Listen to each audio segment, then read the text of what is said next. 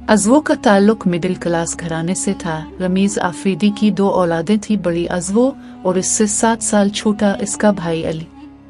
इनकी मां का इंतकाल 5 साल पहले हो चुका था। उनके घर में टोटल 4 लोग थे।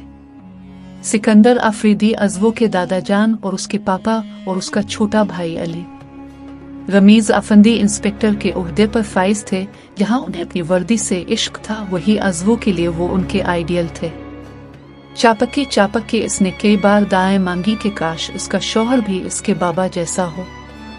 इनके घर में दौलत की रेल पेल नहीं थी, इसके बावजूद वो बड़ी सुकून की जिंदगी गुजार रहे थे। उनका घराना एक मिसाली घराना था। अज़्वो 3rd ईयर की तालबा थी। इसकी जिंदगी में हलचल ज़ुबैर शुजात के आने पर मची। वो इसके बाबा के किसी दोस्त का बेटा था, जिसकी नज़र अज़्वो पर पड़ी। इसे वो हर लिहाज से परफेक्ट लगी।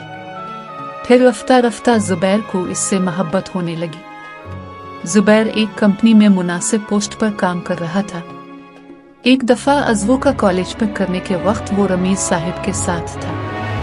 वही इसकी नज़र अज़्वो पर पड़ी। फिर वो अज़्वो को देखने के चक्रों में कभी कभी बहाने से घर का चक्कर लगा लेता।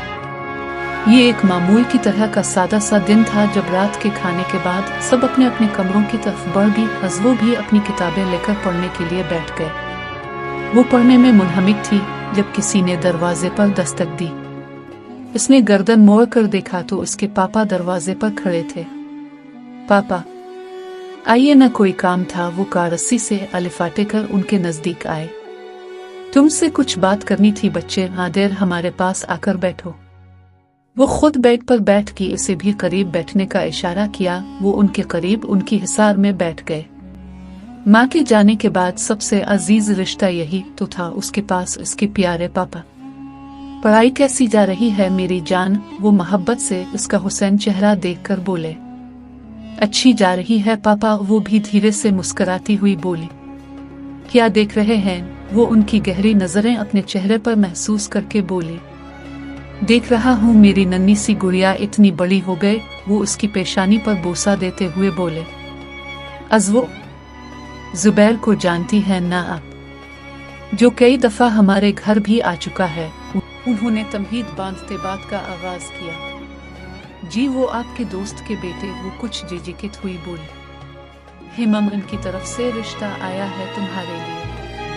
वैसे तो मुझे इस रिश्ते में कोई बुराई नजर नहीं आई, लेकिन अब मुझे सोचकर अपना फैसला बता देना। कोई दबाव नहीं है आप पर, जैसा तुम्हें ठीक लगे वो फैसला करना। वो इसका गाल थपथपाते अलिफाटे कर चलेगी। ज़ुबैर को वो ज्यादा तो नहीं जानती थी, 1-2 बार देखा था। ज़ुबैर बिल्कुल भी इसके आइडियल जैसा न था। आम सी शक्ल और सूरत वाला सादा सा बंदा था।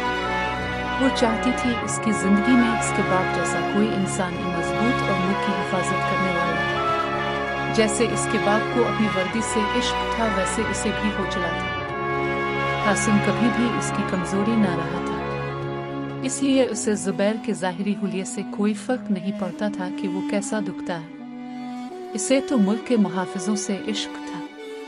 इसने ये फैसला बाप पर छोड़ दिया था और उन्हें ये कहकर मुतमईन कर दिया कि जैसे आपकी मर्जी। इसका पापा ने इसकी रजामंदी जानकर ज़ुबैर की फैमिली को हाँ कर दी थी। इस तरह उनके तबाही के रास्ते का आगाज हुआ।